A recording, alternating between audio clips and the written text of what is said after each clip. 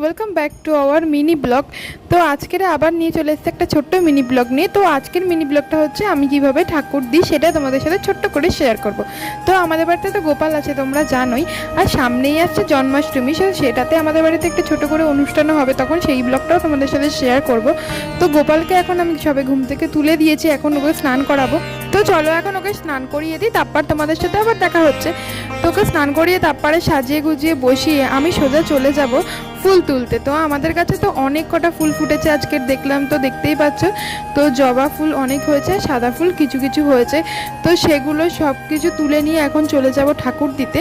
তো গাছে দেখেছো কত সুন্দর ফুল ফুটেছে, আর দেখবে বাড়িতে গাছে ফুল ফুটলে না খুবই আনন্দ লাগে আর ভালোও লাগে। আর অনেকটা ফুল হয়েছে আজকে, তো সব ঠাকুরকে দিয়ে দেবো।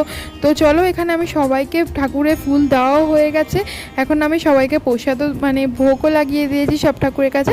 তো আজকের মিনি ব্লগটা এখানে শেষ